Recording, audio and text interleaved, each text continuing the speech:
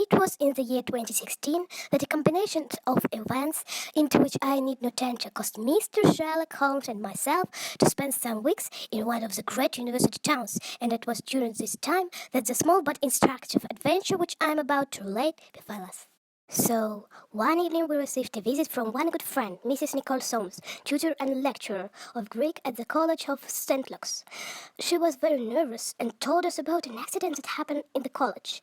The exam in Greek for the Fortescue Scholarship was planned just the next day after our conversation, and she was sure that someone copied the exam task right from her laptop.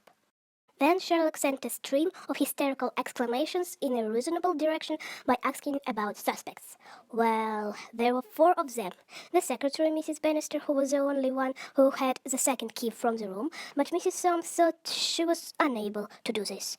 And there were 3 students who were going to take the exam. Sherlock decided to have a look at students.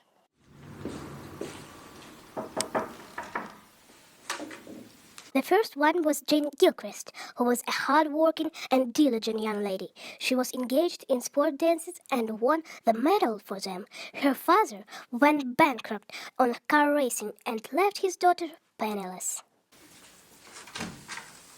Hello, how can I help you? Hello, may I come in? Of course. So, you have been very helpful. But I haven't done anything.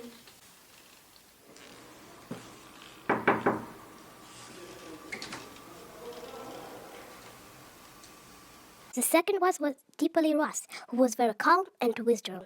She was doing great her studies, but Greek was her weakest point, and she was very afraid of the exam. How is your Greek? All right. Hi, may I come in? Then the third student was May McLaren. She was one of the most gifted students, but capricious and dissolute. During the first year, she was nearly expelled for some dark story with cards. Are you kidding? I've been preparing for this exam for over a week and you want to spoil everything at the very last moment? Get out of here.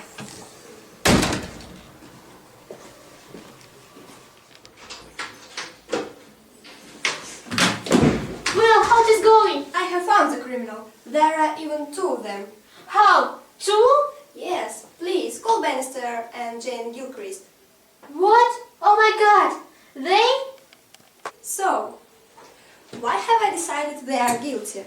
As you said, dear professor, you have been working with the text on your computer. At this time, Jane was returning from the sport dancing training, and she saw that Mrs. Soames was editing the test. Jane saw that you have gone, and immediately after you, Mrs. Bannister entered the room to bring some documents.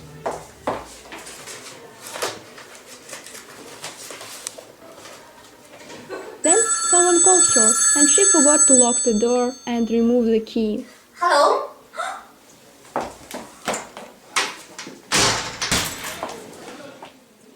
So, Jane started to act, freely entered the room, put her sport shoes on the chair, took her mobile phone and started taking photos of the task on the monitor.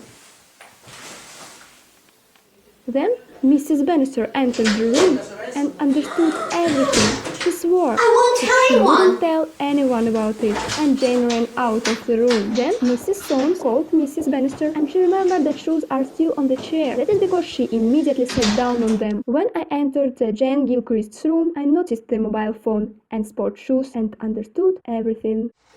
Sir, that's just because I'm a very good friend of Jane's father and I treat her as my own daughter.